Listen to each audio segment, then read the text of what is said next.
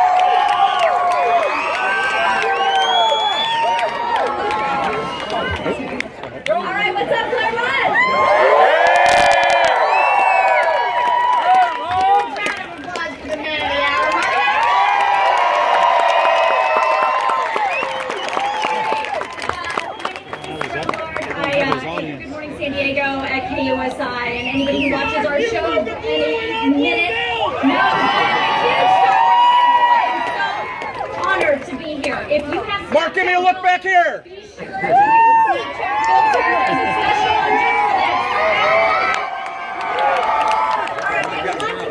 Mark, a look over your left shoulder. The Clairemont Town Council President Eden Yeagan.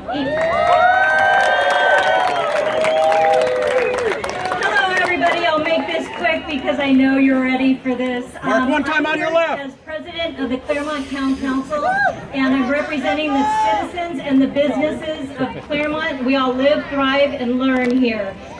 We're celebrating our 63rd year of being the voice of Clairemont and promoting and enhancing our quality of life. We do this through having a forum on different issues, and we would love to have you come join us. On May 4th, we issued a letter of support for the Mark Hamill Drive to Councilmember Chris Kate. We were thrilled to do that and be part of this today. We are really excited to be working with Councilmember Kate and seeing this come to fruition. So thank you so much for being part of today, and we are enjoying ourselves so much, and we are so lucky to have you here. Thank you so much.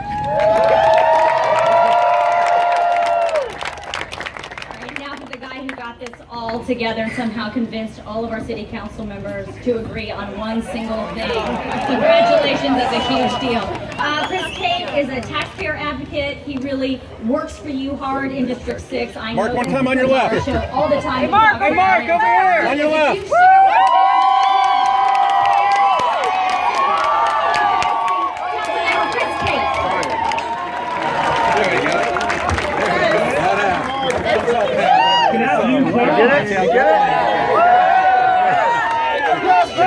With more than 80,000 residents in Clairemont, Clairemont is a thriving community. It is one of the best neighborhoods in San Diego to raise a family. I first want to say a few thank yous. This unveiling ceremony would not be possible with the support of Cleek Industries, Acme Safety and Supply Corporation, Alliance for Quality Education, our hardworking City of San Diego crews and staff, our police departments, and obviously all of you for being here today.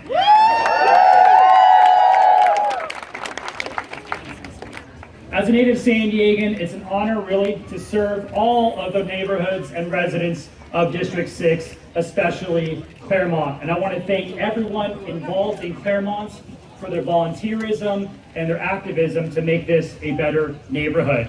With all of your support, we have done a lot in the 3 years that we've been in office. We've established more than 40 neighborhood watch programs. We saved our one and only senior center in Clairemont. We replaced our Clairemont monument sign after it was damaged. We provided hundreds of pet emergency kits for residents. We've filled more than 15,000 potholes, and we secured millions of dollars for Clairemont parks. So, it is my privilege to be a part of this with all of you to dedicate Castleton Drive as Mark Hamill Drive. Thank you all for being here. All right.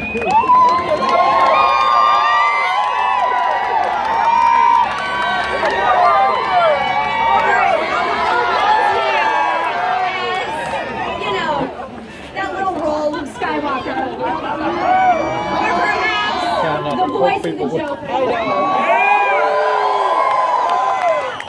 The people who lived on this street knew him as Mark, the kid who lived down the street. I have to say personally, as a huge Star Wars fan, some of my happiest memories as a kid were watching Star Wars with my dad. And I'm sure all of you are here because of this man. He has touched what you might not know is he has a lot of philanthropic activities. His work spans continents. He raises funds and awareness for pediatric cancer research, at-risk youth, kids in poverty, veteran services, and transgender rights, just to name a few. Okay, so we're going to have a Q&A session with him afterwards, but I know you want to hear from the one and only Mark.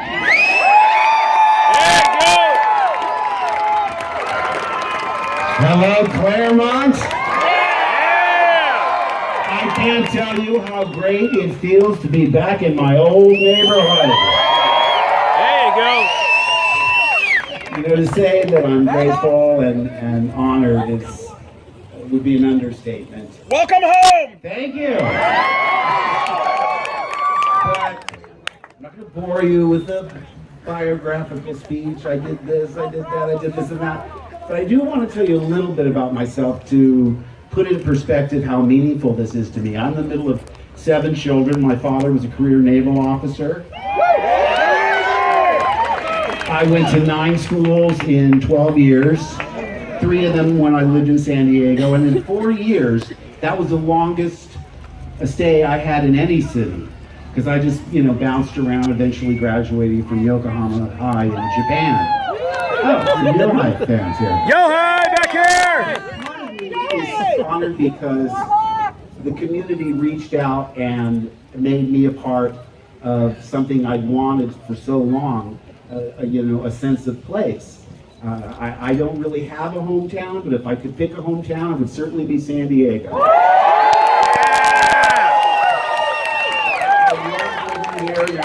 If anybody is here from when I lived here back in the olden days, they probably remember me as that goofy kid that was always doing puppet shows and doing magic tricks and imitating cartoon characters, and I was certain that I wanted to do what I wanted to do back when I lived in this neighborhood. I didn't tell anybody because I didn't want them to make fun of me.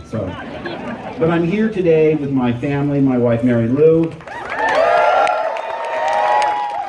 my son Nathan, my son Griffin, my daughter Chelsea, our 2 rescue dogs Millie and Mabel.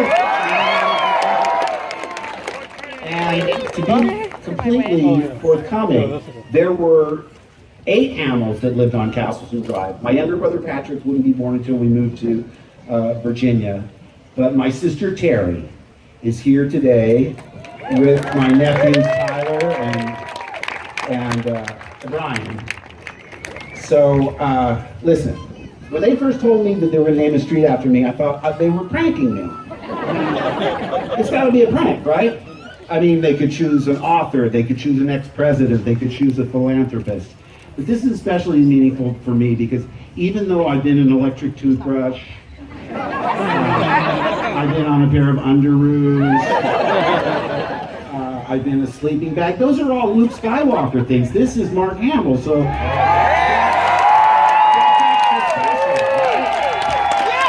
I do want to thank Councilman Kate. I'm sorry I didn't believe you right away. By the way, when I got my postage stamp, I went to the post office and I thought, I gotta get this postage stamp with my face on it.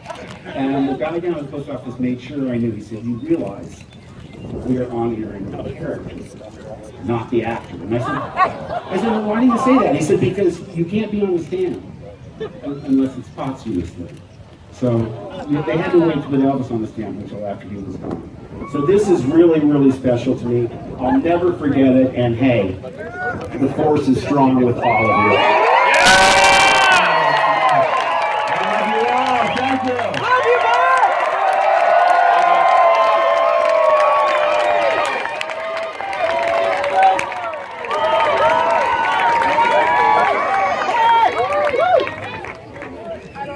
Are you ready for some Q&A? Is it on? Here we go. Okay, so Councilman Kate has asked all of you to tweet questions for Mark.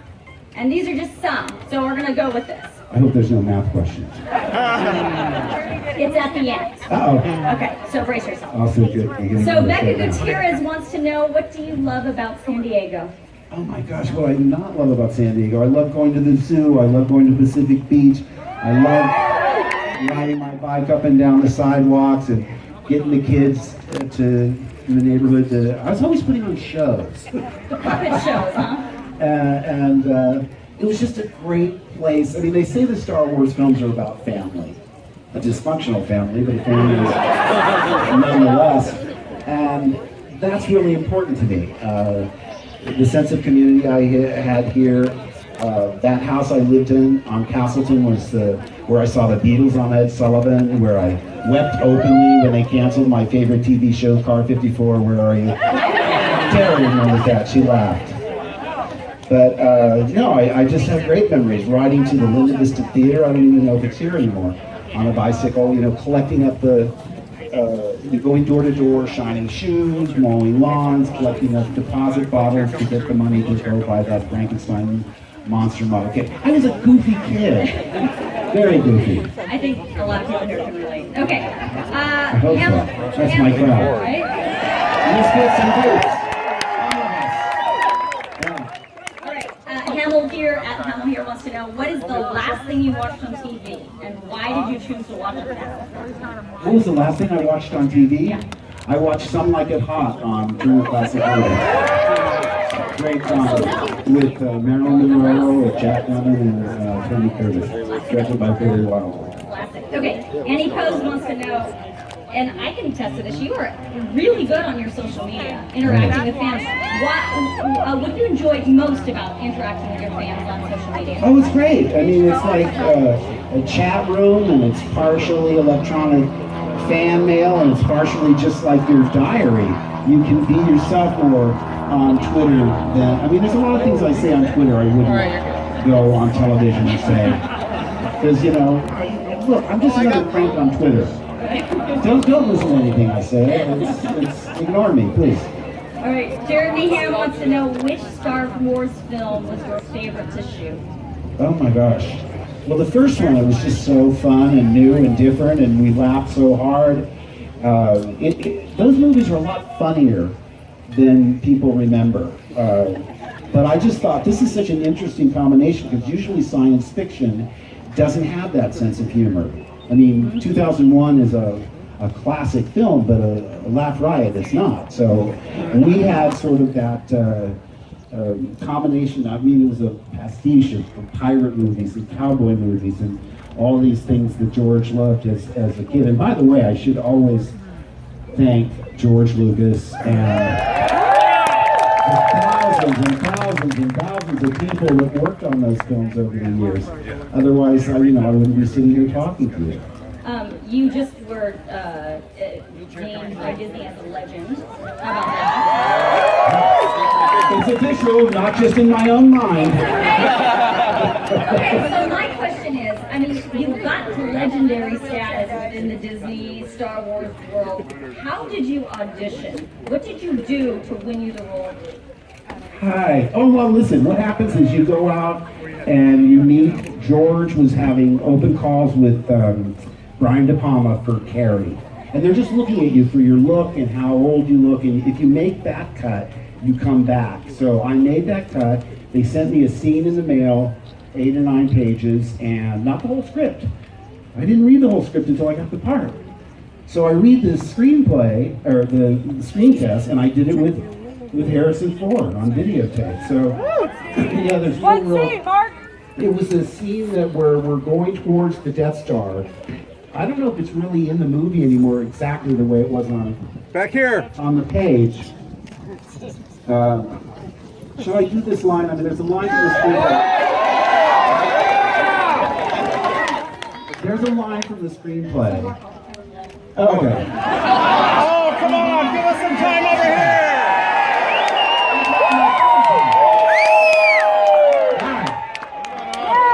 So we're going towards the Death Star, and Solo turns to Luke Skywalker and says, "Hey, kid, I got out my part of the bargain. I'm taking you, the droids, and the old man and dropping you off." And my response, now remember, you're trying to make this dialogue sound like it's something that just came off the top of your head. And Luke turns to Han and said, "But we can't turn back. Fear is their greatest defense. I doubt if the actual security there is any greater than it was on Aquilae or Sullust, and what there is most likely directed towards a large-scale assault." I know, thank God that wasn't in the movie, but I've never been able to forget it in 40 years. Who talks like that? I know. All right. On the house, he wants to know, California burrito or fish taco? I don't know what the burrito. Sean Bowling from the Science Fiction Coalition wants to know, what was your favorite hangout in Clairemont? Well, let's see. I was The Blarney Stone. 12 here. They didn't let me do much hanging out. Wherever my skateboard and my bicycle could get me, I guess. Here comes Hamill wants to know, if 10-year-old Mark could see you now, what would he say? Boy, you look old. You know, it's interesting because there was this long period between the prequels and Force Awakens where the kids had not seen me for many years. And their parents, who were original fans, grew up, and they had little ones now. Now, mind you, a 6-year-old doesn't have a really good concept of time. So they think we made the movie like 2 weeks ago. The parents would push the kids towards me and say, "Look who it is! It's Luke Skywalker!" And they'd look up at me, and they were aghast. Like, what happened to this guy? He really let himself go. He looks terrible. So I was glad to come back just so I don't frighten small children anymore. That's a plus in my book. Does it ever get old to see all of these? No, honestly. That's fantastic. The passion of the fans is everything to us. If it weren't for them, none of us would be here, and it's been solid. You know, in between films, all through it, they have been there for us, and you know, we are just so grateful for their support. I'll have you back! Hope you need it. What can you tell us about the next installment? The Ah, Last it Jedi. comes out December 15th. And if I drop any spoilers, Disney will cut off my head and throw it right in my face. All right. We'll do one more. What are the top 3 forces that make a great actor? Any tips? That's from Emma. Well, you know, one of the things I wanted to say when the sign goes up to young people, to all people, I hope it is a symbol of hope and encouragement to you, because I really believe if you find something that you love and you really apply yourself, get the best education you can, never give up, it can happen to all of you. And that's what I hope that you think of when you see that sign. All right. I think it's time. All right.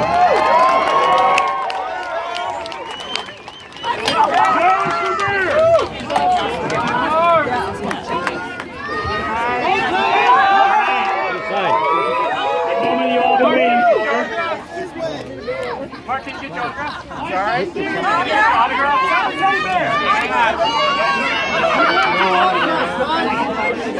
I don't know. What do you want me to do? It doesn't come off yet. All right. Do it!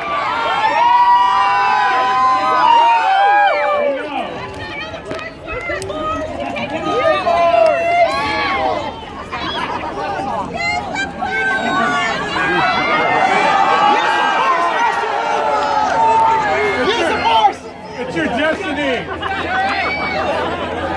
Don't let the dark side win! Here we go. 5, 4, 3, 2, 1.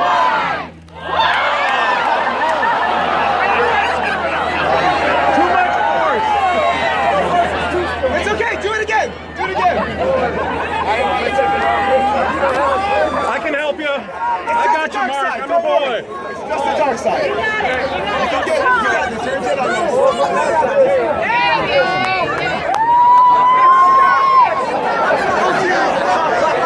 Way to go, 5-0! There you go! It's his lightsaber!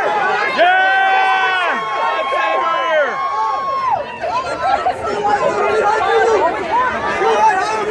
Let's go!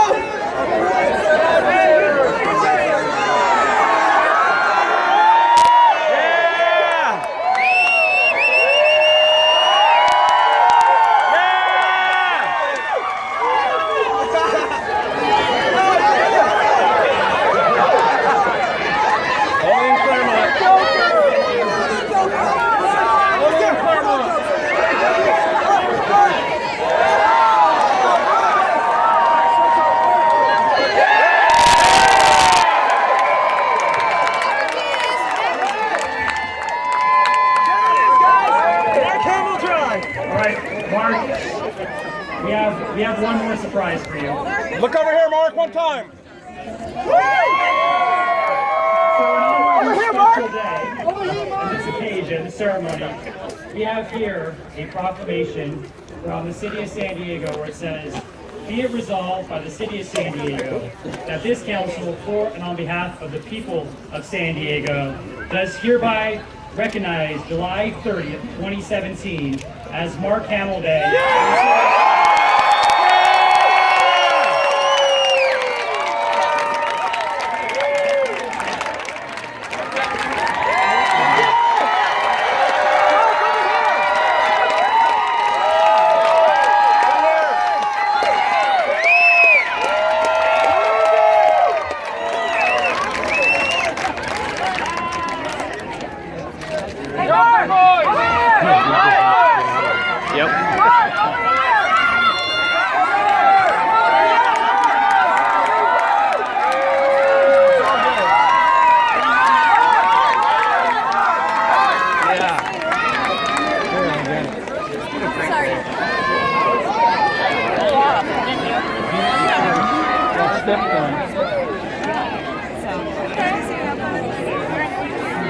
And there was that thing.